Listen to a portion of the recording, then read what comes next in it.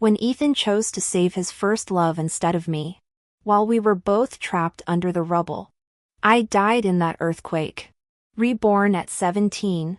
I refused Ethan's confession this time. Instead, I ran toward the injured boy without hesitation. Tears streamed down my face as I threw myself into Liam's arms. I won't let anything happen to you again. Behind me, Ethan turned deathly pale. Why, don't you like me anymore? He was wrong. I'd never loved him to begin with. Little desk mate. Be my girlfriend. Just like I remembered. Ethan confessed to me in his school uniform, straddling his motorcycle with that reckless grin. The school gates swarmed with students watching the scene unfold after dismissal. Say yes. Ivy. Come on. Ethan's totally serious about you. His friends hooped, though the timing felt off. Last life. He'd waited until graduation to confess. Now it was only sophomore year. Maybe avoiding him these past weeks had made him anxious. The confident smirk I remembered was replaced by nervous tension. Sorry. I don't like you. The answer shocked everyone. I turned to leave without looking back. Ethan grabbed my wrist. Wait. I jerked free, stepping back with guarded eyes. Can I at least know why? His gaze burned with questions. Taking a breath, I decided to end this. Because there's someone else I like. Just like how Ethan had dated me to spite Sophie. I'd accepted his confession for selfish reasons too. For 3 years, I'd poured affection into a boy whose smile reminded me of Liam's. Ethan never touched me. Too hung up on Sophie. I never minded. Those 3 years became my twisted way of seeing Liam's ghost in another's face. But everything changed now. Liam was alive. Ethan meant nothing to me. The next morning, I arrived 20 minutes early to request a seat change from our homeroom teacher. Why move next to Liam? His grades need improvement. I can help, whether she believed me or not. The transfer got approved. When I settled at the desk beside Liam's, only a few classmates had arrived.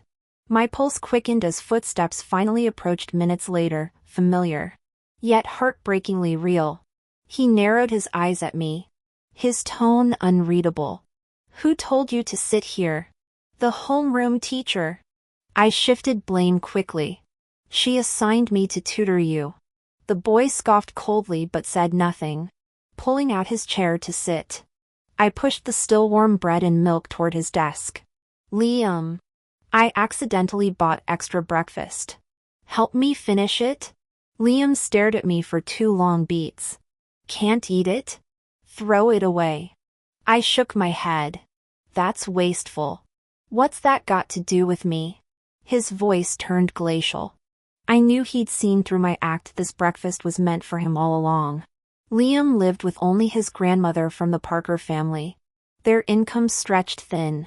He regularly skipped meals to save money. Yet the same boy would save for days to take me to that new couple's bistro. Would sign death waivers for underground races to pay my medical bills.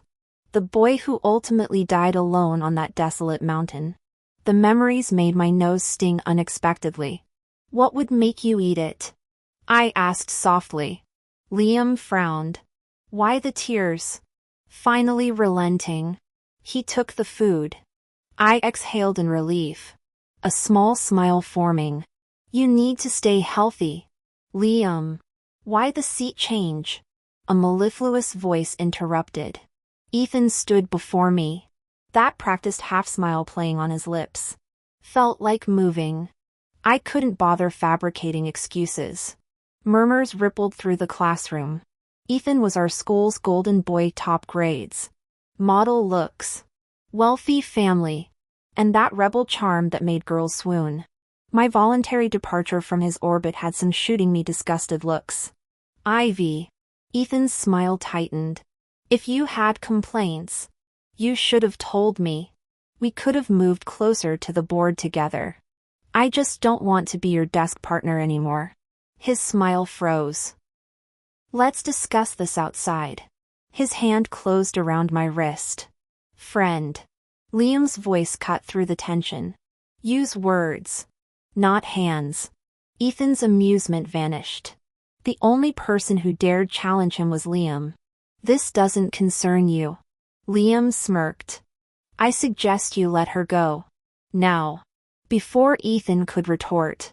I wrenched free. Actually, it does concern him. I met Ethan's stormy gaze. I'm into him. That gives him every right. The air froze instantly. Ethan let out a disbelieving laugh. Ivy. Don't play these kinds of jokes with me. Yeah. One of Ethan's lackeys chimed in. You rejected Ethan for this guy? Liam snorted faintly, accustomed to such remarks, and remained silent. I stood up, smiling at the guy. What's his problem? Who are you to look down on Liam? Weren't you just riding Ethan's coattails to act tough around campus? I turned to Ethan. I've told you I don't like you. Could you stop bothering me? Being some golden boy means nothing to me. Since when is not liking someone a crime? Ethan's expression darkened completely. The tension thickened as he glared at Liam like he was already dead before shifting his gaze back to me. After a beat, his usual composed smile reappeared. My mistake, he said gently. I got overeager yesterday and scared you. Didn't I? Let's pretend you never said those words. My offer stands whenever you want to return. He strode back to his seat before I could respond. A girl approached timidly when she saw his calm demeanor. Could I sit here? The back's hard to see from. The rest of her sentence died as Ethan kicked the empty desk beside him with a loud bang. He tilted his head, smiling coldly. Who the fuck are you? I watched silently. This was Ethan's true nature, his polished manners nothing but thin veneer.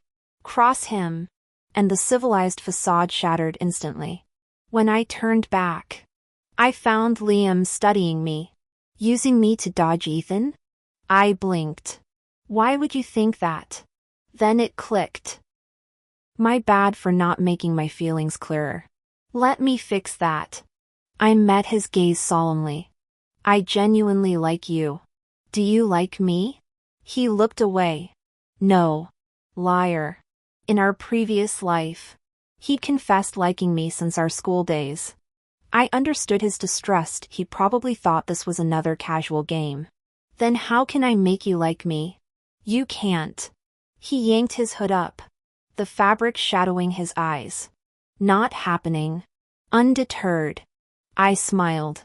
Having lived through the future, I'd seen everyone's true colors.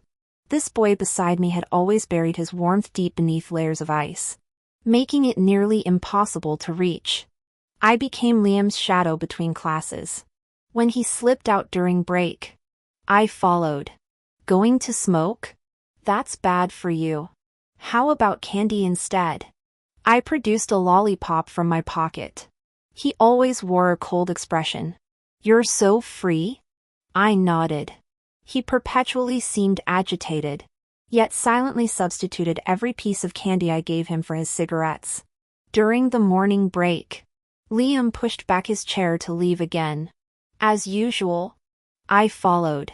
Liam, are you going to smoke? He abruptly turned around, fingers hooking on his sweatpants drawstring with a mischievous grin.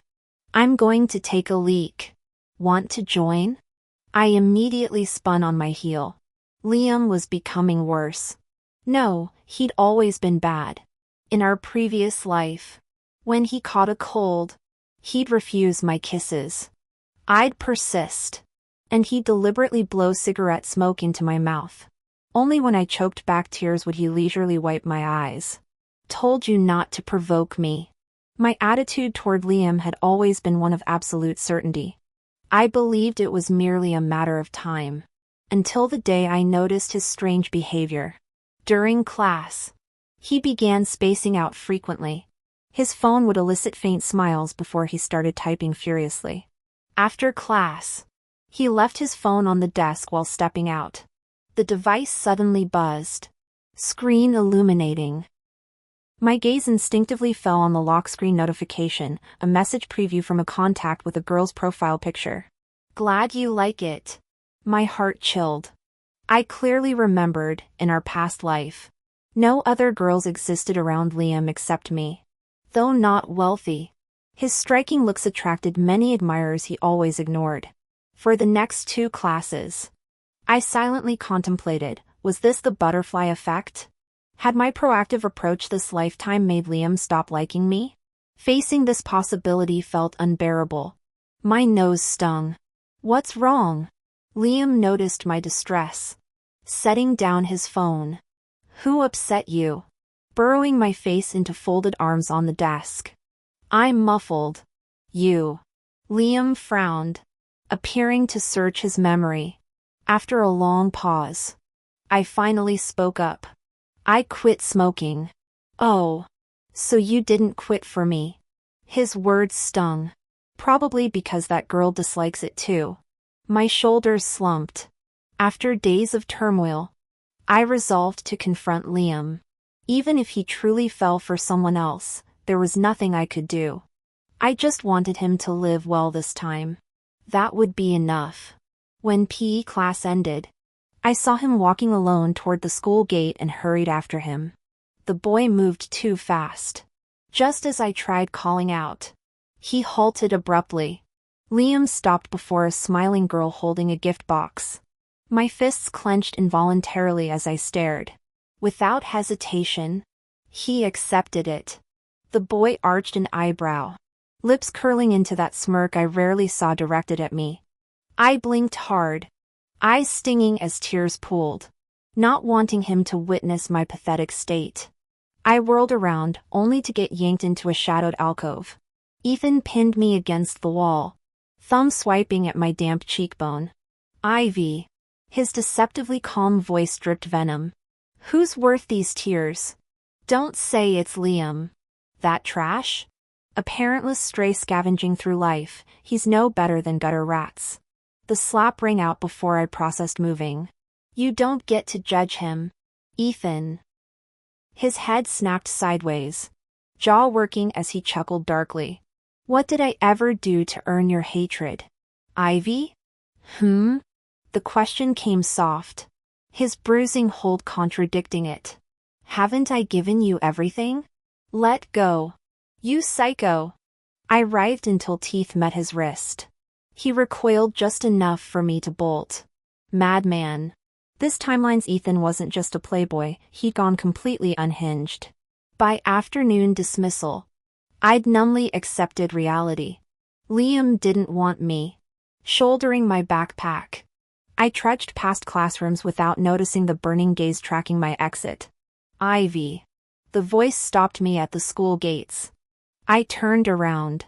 Liam stood behind me with a frosty expression. Was it all a lie? What? I blinked, confused. Your so-called crush only lasted 3 days? Before I could process his abrupt question, he closed the distance between us. His tall frame loomed over me. You played me, he accused with a bitter laugh. I didn't. Who's playing who here? Liam hummed noncommittally, fingertips grazing my jawline. Still like me? The intimate gesture made my ears burn. Yes. I breathed instinctively. Promise. His obsidian eyes held unsettling intensity. I promise. My voice rang clear. The sudden sunshine of Liam's smile left me dazed. Memories of the girl from PE class resurfacing. As I opened my mouth, he thrust a gift box at me, the same one that girl had given him earlier.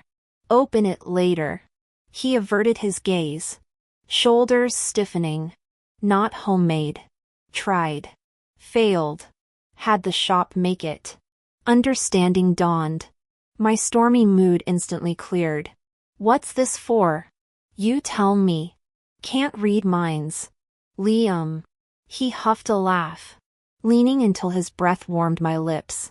You first. My throat dried.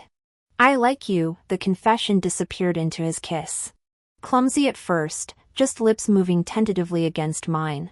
Then bolder, coaxing my mouth open until we were breathless. When he finally pulled back, His lips lingered against my glistening ones. Again. Dizzy. I complied. I like you. This time. His kiss held practiced confidence. Minutes or hours later. He broke away but kept our foreheads touching. Meant every word.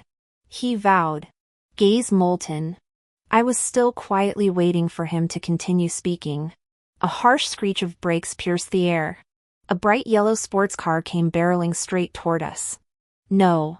To be precise. Straight toward Liam. When the headlights flared, I clearly saw the driver. Ethan.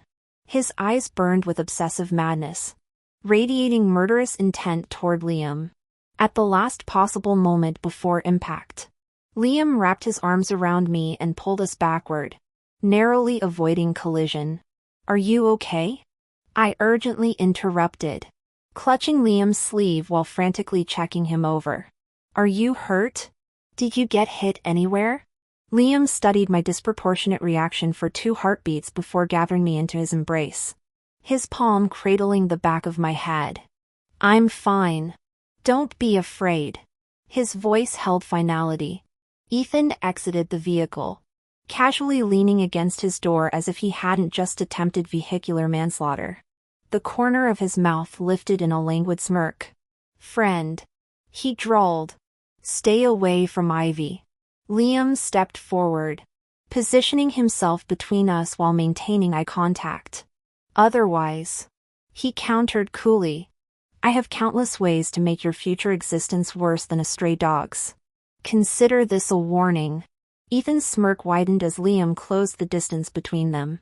What the hell are you? Huh?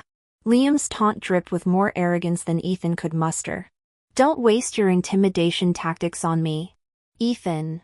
In the next breath, Ethan found himself slammed against the car door. Liam's fist twisted in his collar. Drive more carefully next time, Liam advised from his superior height, icy disdain frosting his words.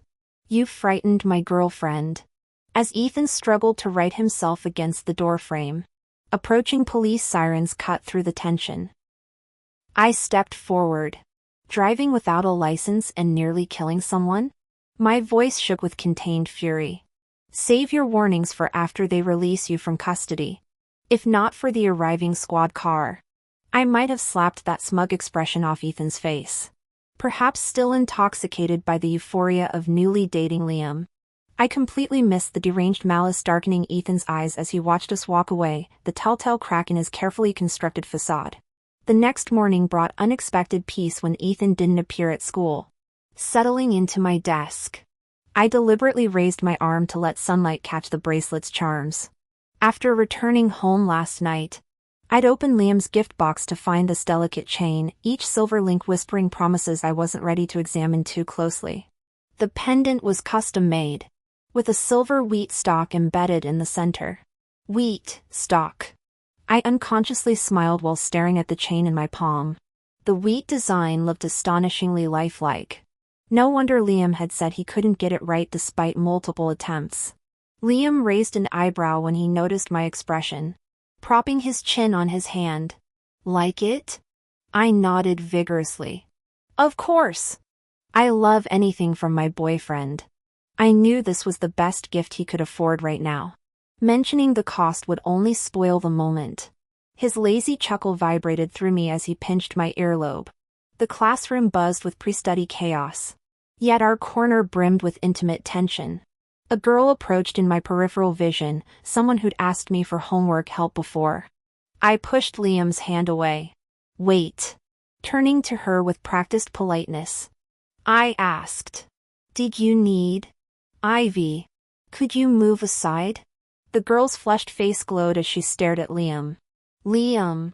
I baked extra cookies yesterday. Would you taste test them? Even broke boyfriends attracted admirers. I shot Liam an amused look. He met my gaze with infuriating calmness. As if saying this isn't my problem. Only when my expression darkened did he finally speak. Sorry. The girl froze. But my girlfriend won't allow it. His glance flickered to me. Understanding dawned on her face before she fled red-faced. Your face. I studied Liam's features deliberately. Even when you're old, you'll still cause trouble. Worse. His smirk turned wicked. This face would haunt people after I die. Believe me? My blood turned to ice. Ethan's voice from my past life suddenly echoed in my mind. Cold and clinical beside my hospital bed, Liam lost. Died in a mountain car crash. But I promised him to fund your surgery regardless. Return to campus when recovered. Recent peace had made me careless. I'd forgotten how Liam had died last time. In my previous life. During senior year of high school, I was diagnosed with gastrointestinal stromal tumor, an illness with inexplicable causes that doctors attributed to genetic mutation. Having lost my father young and my mother remarried far away, I'd been raised by my uncle's family. Yet after the diagnosis, they found an excuse to move away, leaving me in a rental unit with 2 months remaining on the lease. I didn't blame them. Providing me basic sustenance all these years was already more than I deserved. Unable to afford surgery, I endured until collapsing from pain. When Liam found me, our story should have been two destitute souls finding solace in shared misery. I never imagined Liam would go to such extremes for me. The surgery required $50,000. To get that money, Liam approached Ethan's circle of privileged guys. He signed a death waiver for an underground race. The car crash on that desolate mountain took his vibrant life, $50,000 exchanged for a reckless young soul. Now watching the living Liam before me, his animated expressions overlapping with the memory of his lifeless body at the funeral home, I instinctively grab his hand. This lifetime, I won't let tragedy repeat. No more racing. What's wrong? Liam frowns, returning my grip. Feeling unwell? I shake my head slowly. His concern reminds me, though my diagnosis originally came senior year. I immediately get medical checkups. All normal. Uncertain if butterfly effect prevented the illness. I start working part-time jobs after school and take tutoring gigs during breaks. At least this time, Liam won't gamble his life for $50,000. When Ethan returns to campus, our fragile peace shatters. One day Liam skips school uncharacteristically. My texts go unanswered until gym class. When I overhear, Liam's cursed his grandma died, leaving him completely alone. How'd you know? Heard it in the faculty office. Sudden death. They said. As the whispers fade, Ethan appears before me. Sudden death. Ivy. His gaze flickers with something resembling concern. Pupils darting toward my abdomen. You look pale. The panic flashing across his face seems disproportionate. Almost guilty. He pretended to reach for me. Are you? Don't touch me. The air froze. I stared blankly at Ethan. Liam's grandmother passed away. Ethan frowned. 2 seconds later, his head snapped up as he locked eyes with me. His gaze inscrutable. What are you implying? The atmosphere seemed to instantly chill. Disregarding my struggles, Ethan pulled me into a deserted corner. You suspect me? I silently met his stare. The young man suddenly laughed bitterly. Ivy, have I been spoiling you too much? He advanced leisurely, step by step. To attack a defenseless old woman, do you think I'm some kind of monster? He backed me against the wall. His palm slowly rose to cradle my throat, fingers gradually tightening. When I tried pushing his hand away, Ethan remained immovable. Cough. Cough. Just before suffocation overwhelmed me, he released his grip. I collapsed to the floor. Ethan suddenly snapped back to reality, kneeling before me. IV. I'm sore. His abruptly altered expression resembled severe dissociative disorder. Don't. I instinctively recoiled. His outstretched hand hung suspended midair before finally dropping. He stood silently and turned to leave, then paused mid-step. His silhouette exuded isolation and defeat. Believe it or not, I truly never intended to hurt you just now. Ivy, no matter what. I could never harm you. Ethan sighed heavily. As rationality returned, I suddenly remembered in our previous senior year, Liam's grandmother had already passed. This was likely just an unfortunate coincidence. During lunch break, I rushed to Liam's house.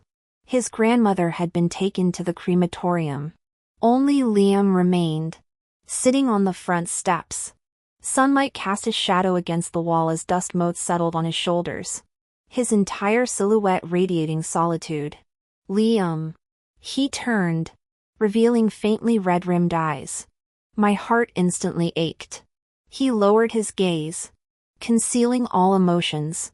His voice came out soft and hoarse. Ivy. I don't have a home anymore. This was the first time I'd seen Liam, always so bold and unrestrained, show vulnerability in front of me. I sat beside Liam, uncharacteristically at a loss for words. Silently, I placed my hand in his palm and held tight, letting my actions speak. You still have me. That early autumn at the start of sophomore year, Liam and I were left with only each other again. But fortunately, I'd come into his life a year earlier this time. Our roles had reversed. I comforted Liam, preventing him from silently enduring this pain alone like before. As I helped Liam gradually emerge from the shadow of losing his family, we also had to remain vigilant against Ethan's periodic outbursts. It wasn't until his first love Sophie transferred to our class that I finally breathed easier. Surely Ethan would shift all his attention to Sophie now. He'd stop harassing Liam and me. Yet events veered off course from the previous timeline again. Ethan treated Sophie with near indifference, while his intense focus remained fixed on me. One afternoon after school, he cornered me alone once more. Ethan, what do you actually want from me? I asked wearily.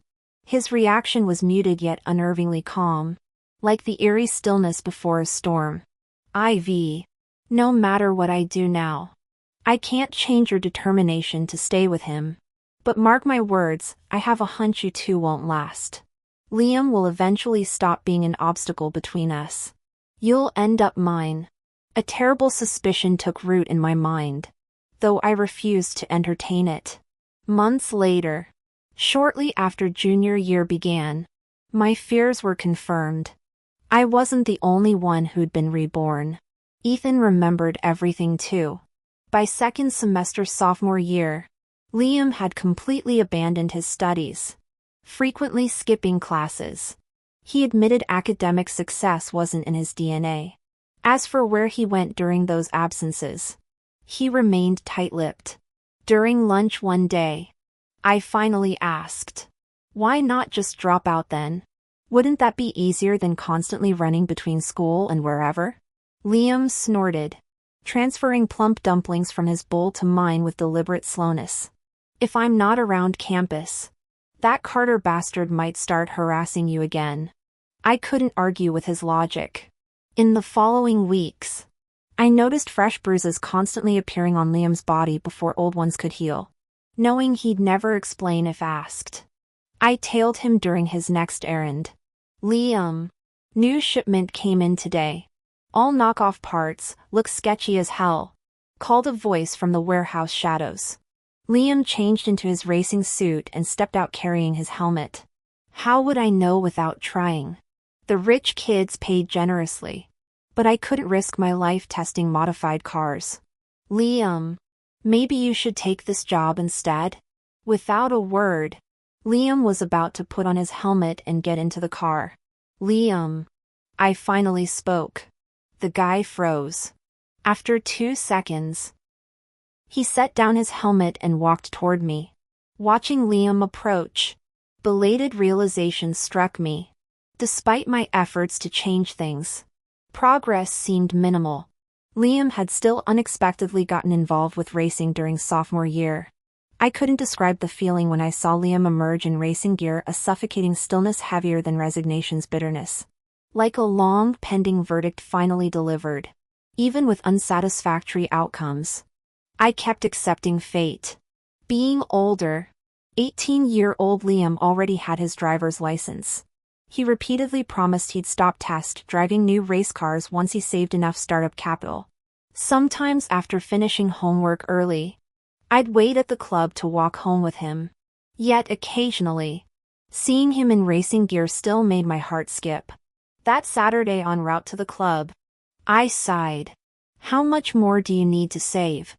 Liam tucked my hand into his jacket pocket. $5,000 left. I halted. That number felt familiar. What's wrong? He stopped too, casually brushing my cheek with his knuckles. You always seem burdened, but never tell me why. Snapping back, I grabbed his shoulders and stood on tiptoe to kiss him. Just seems like so much money. My worries proved justified.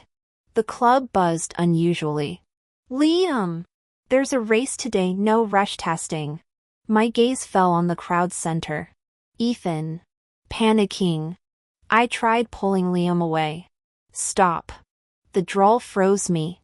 Ignoring it, I kept tugging Liam. But this time, Liam resisted. Ivy. His tone turned flat. Why do you always make us avoid him? I froze. From the start, I'd approached everything through future knowing lenses, blindly making Liam dodge Ethan while ignoring his feelings. To him, I feared he couldn't measure up. Before I could explain, Ethan scoffed. Because she knows you're nothing. He tossed his helmet lightly, eyes crinkling with amusement. She's afraid I'll kill you. Got it now. Ethan? What the hell is this? Ethan? You think you can throw your weight around? I'm itching to slap that smug look off his face. Acting all high and mighty because of his family. Trampling over anyone he pleases. Honestly, bully hiding behind privilege might as well be Ethan's middle name. Who the fuck are you? A club lackey sucking up to Ethan shoved forward. Talk to Ethan like that again. Liam tilted his chin up, locking eyes with the guy. You looking to die? Huh? Everyone knew Liam's reputation. The guy raced like death was his prom date. The lackey shriveled back, mouth snapping shut. Ethan kept smiling even after I'd cursed him out. His gaze stayed glued to me while addressing the lackey. Let her curse. I frowned. His voice softened like melted caramel. First time you've spoken to me in 2 months. Ivy. What a freak. Who gets turned on by being insulted? Liam barked out a laugh, yanking me behind him. Quit I fucking my girlfriend like some starved mutt. Ethan. Rein in that creepy stare. Ethan's smile vanished as he shifted focus. Heard you're hard up for cash. Liam snorted but stayed silent. Ethan lit a cigarette, slamming 2 stacks of cash onto the bar. $50,000 per race. The room buzzed with whistles. Regular races paid out $5,000 max for the mountain loop. Liam rolled his jaw. What's the catch? Smoke curled around Ethan's face, but not enough to hide the manic glint in his eyes. Finish the course in 15 minutes. Dead silence. The club record stood at 19 minutes. 15 was a death sentence. Ethan might as well have handed Liam a coffin. Ice crawled down my spine. The truth I'd been denying now lay bare, $50,000. Illegal racing. It mirrored that night from my past too perfectly to be coincidence. Ethan Carter was just like me. He had been reborn. This time, he wanted history to repeat itself. He wanted Liam to die again on that desolate mountain. I took a deep breath and reached for Liam's hand. Can we please leave? Liam looked down at me without moving. I'm begging you. Liam. Let's go. Panic overwhelmed me, tears spilling uncontrollably. Ivy. I cut him off. Don't say anything. Just come with me first. Okay? Don't agree to this. I'm begging you. Liam pulled me into his embrace. I sobbed silently against him, completely lost. He murmured softly in my ear, comforting me. Ivy. This is the last time. I'll never touch racing again after this. No. Liam! Don't go! A sudden explosion behind us cut me off. I looked up from Liam's arms. Ethan stood nearby with a dented helmet at his feet. How much longer are you going to cling to him? He sneered. Liam ruffled my hair. Wait for me. No negotiations. Take the $50,000 and Liam never has to risk his life here again. Otherwise, it'll take at least 2 more months. Wait! I stopped the group.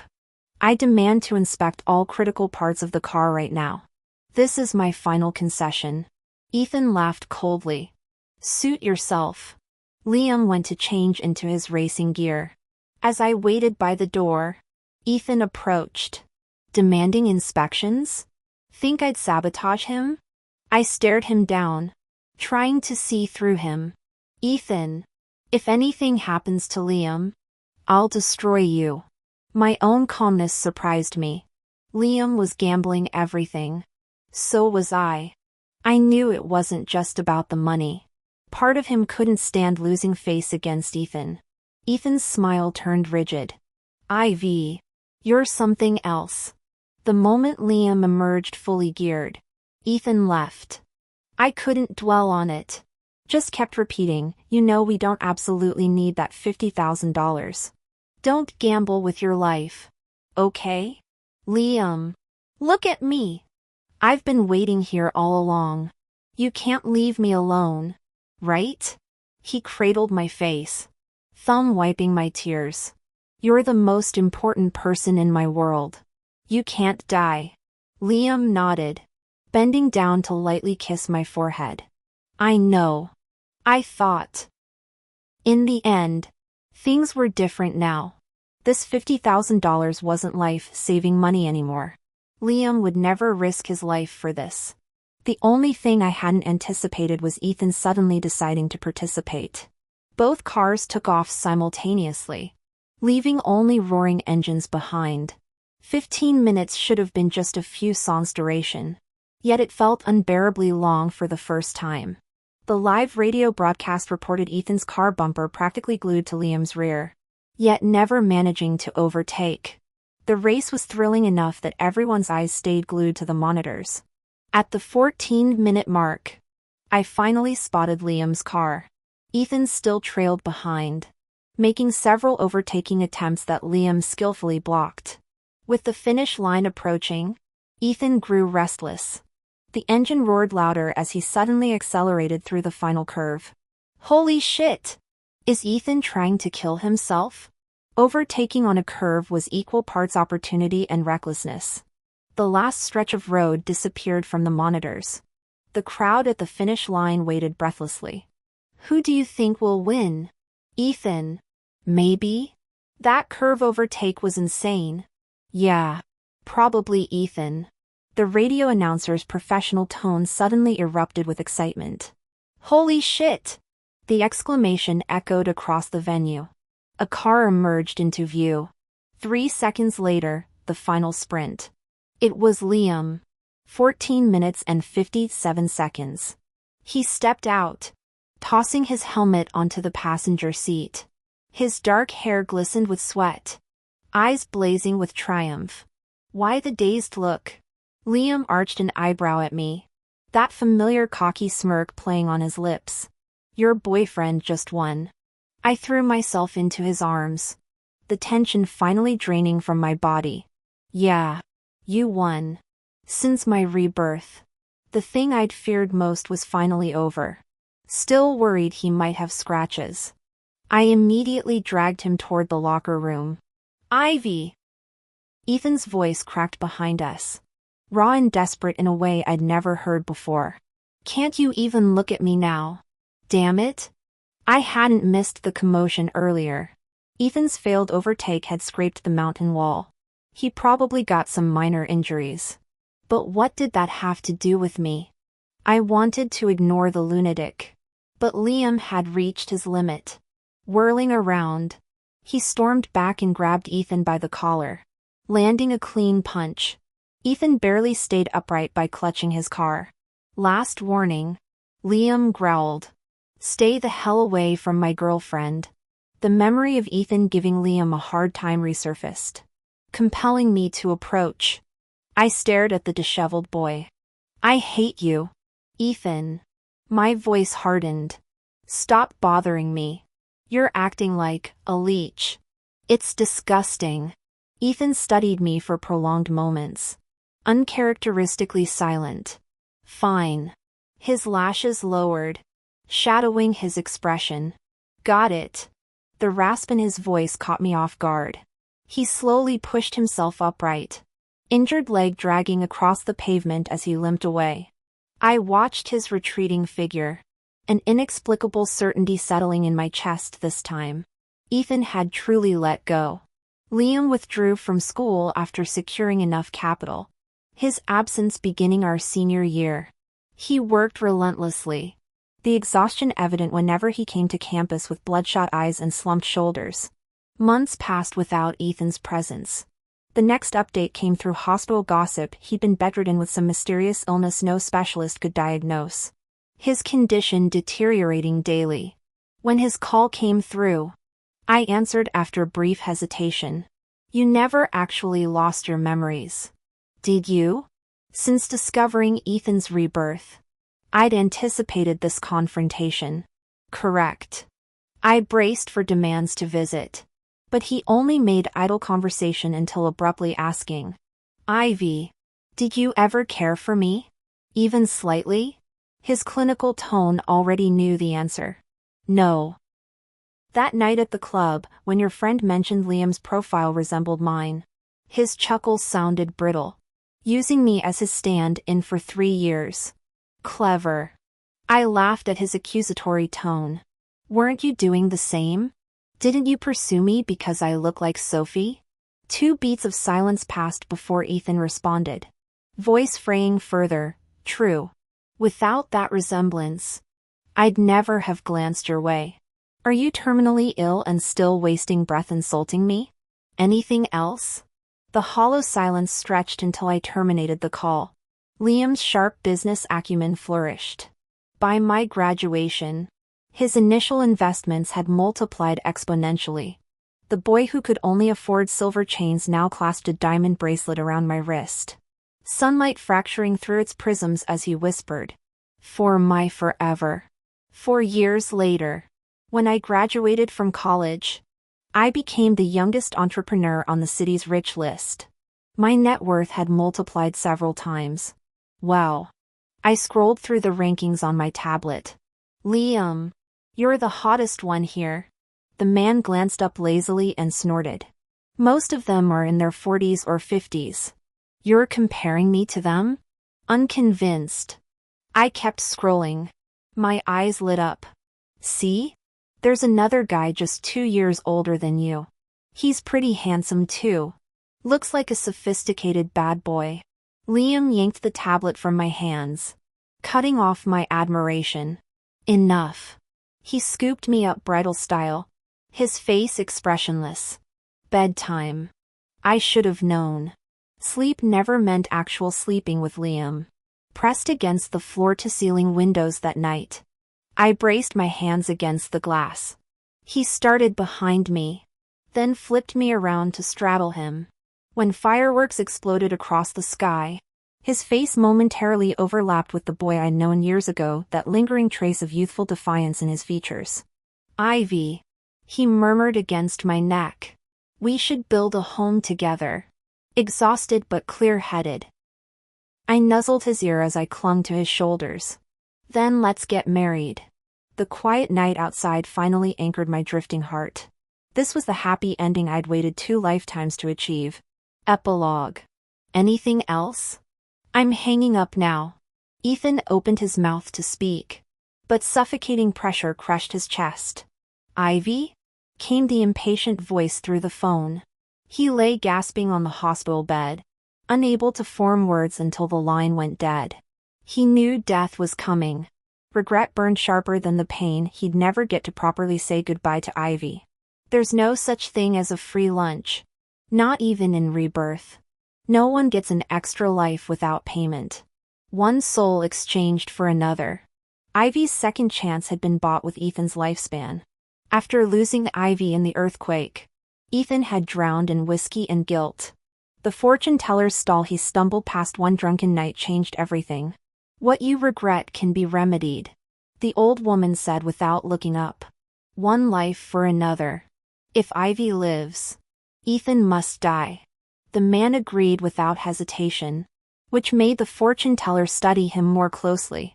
Perhaps his determination softened the fortune teller's heart, granting Ethan a chance at rebirth, though only for 1 year. When the year ended, he'd succumb to sudden illness. The fortune teller never told Ethan that Ivy would retain her memories after rebirth. Ethan immediately rushed to confess his feelings to Ivy, cherishing every second with her. Yet reality proved cruel. "I'm sorry. I don't like you," she said, or rather, she'd never truly cared for him at all. After realizing he was merely a replacement, Ethan drowned his sorrows in alcohol despite his leg injury. Drunken courage made him want to call Ivy for answers. But fear paralyzed him. He chose cowardly avoidance instead. As death approached, Ethan's perspective shifted. Freshly reborn, he'd wanted to eliminate every rival for Ivy's affection. Now, staring at his impending demise, he reconsidered. "Forget it," he muttered. If he had Liam killed before dying, who'd protect Ivy afterward? Ethan's health deteriorated rapidly. Sensing death's approach, he succumbed to longing and dialed Ivy one last time. Before proper farewells could be exchanged, his breath failed mid-sentence. Ethan died with regrets, his final words to Ivy still laced with bitterness. Meanwhile, Ivy hung up without second thought, soon forgetting the call as she went to dinner with Liam. She only knew she'd finally gained power to alter Liam's fate, never suspecting this chance came at the price of Ethan's life.